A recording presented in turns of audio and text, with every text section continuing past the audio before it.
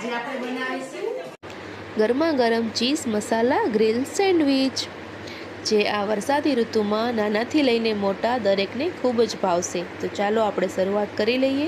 તો તેના માટે આપણે જોઈશે બ્રેડ, બાફેલા મેશ કરેલા બટેટા,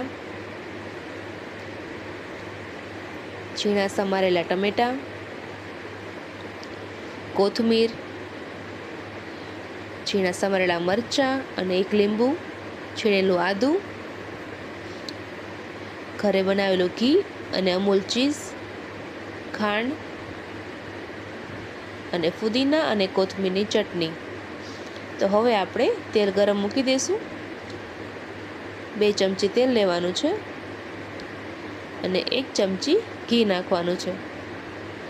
હવે ગરમ થઈ ચૂક્યું છે, તો તેમાં આપણે રાઈનો વઘાર કરશું. રાઈ તતડી ગઈ છે, ત્યારબાદ એમાં આપણે અડધી ચમચી હિંગ નાખશું.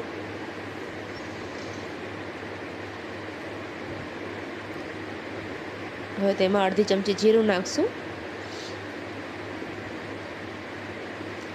હવે આપણે લીલા મરચાં ઝીણા સુધાર્યા છે તે અને આદુને મિક્સ કરી નાખશું.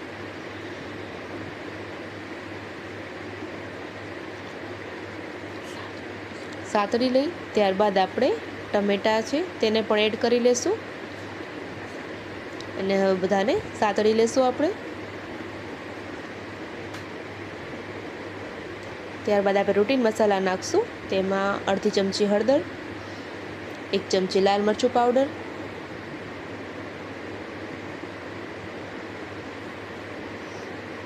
ધાણા જીરું 1 ચમચી, સ્વાદ અનુસાર નમક, ગરમ મસાલો અડધી ચમચી, અડધી ચમચી ખાંડ, શેકેલું જીરું. હવે બધાને પ્રોપર આપણે મિક્સ કરી દેવાનું છે. ટમેટાં સતળાઈ ગયા છે, ત્યારબાદ આપણે જે મેશ કરેલા બટેટા છે તેને પણ મિક્સઅપ કરી નાખશું. પ્રોપર આપણે મિક્સ કરી નાખવાનું છે.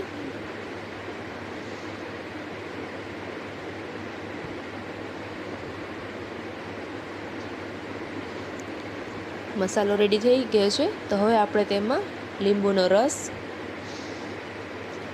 અને કોથમીરને એડ કરી નાખશું. પાછું બધાને સારી રીતે મિક્સ કરી નાખશું. તો હવે આપણો મસાલો રેડી થઈ ગયો છે. તો હવે આપણે 2 બ્રેડ લેવાની છે. તેમાં આપણે ઘીને સ્પ્રેડ કરી નાખશું એક બ્રેડ ઉપર.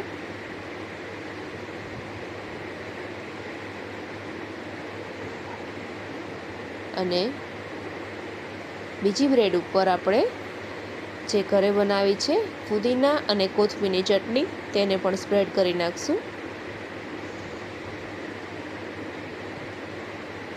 જો તમારે આ ચટણીની રેસીપી જોતી હોય તો મને કોમેન્ટ બોક્સમાં કહેજો, તો હું ફૂલ વિડીયો તેનો મૂકી દઈશ. સ્પ્રેડ થઈ ગઈ છે આપણી ચટણી. હવે જે આપણે મસાલો બનાવ્યો છે સેન્ડવિચ માટેનો તેને પણ સ્પ્રેડ કરી નાખશું.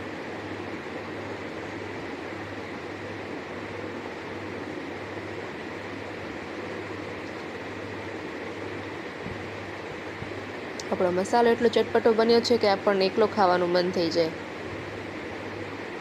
એકદમ આપણે સ્પ્રેડ કરી નાખવાનું છે સરસ રીતે. અને આપણે મસાલામાં ઓનિયન નથી નાખી, તમને લોકોને ભાવતી હોય તો નાખી શકો છો. ત્યારબાદ આપણે ચીઝ ગ્રેટ કરી લેશું.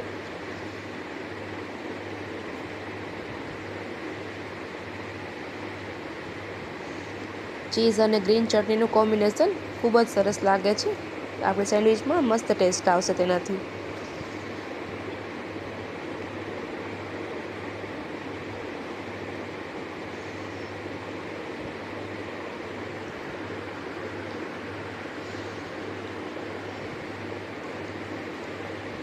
બીજી બ્રેડથી તેને આપણે કવર કરી લેશું. આપણું સ્ટફિંગ ભરાઈ ગયું છે, તો હવે આપણે ઉપરની સાઈડ ઘી લગાવી દઈશું. એક બાજુ આપણું ગ્રીલ મશીન પણ હવે ગરમ થઈ ચૂક્યું છે, તો આપણે બ્રેડને તેના પર મૂકી દઈશું. અહીંયા મેં 2 સેન્ડવિચ રેડી કરી નાખી છે. બંને ઉપર નીચે ઘી પણ લગાવી દીધું છે. જો આપણે સેન્ડવિચ રેડી થઈ ગઈ છે. તો હવે આપણે તેને બહાર કાઢી લઈશું. કેટલી દેખાવમાં સરસ લાગે છે આપણી ગ્રીલ સેન્ડવિચ.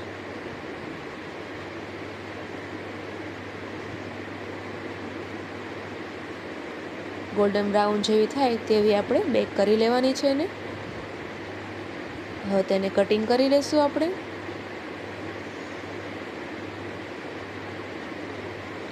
ઉપરથી ક્રિસ્પી અને અંદરથી એકદમ સોફ્ટ, બહુ સરસ બની છે આપણી ગ્રીલ સેન્ડવિચ.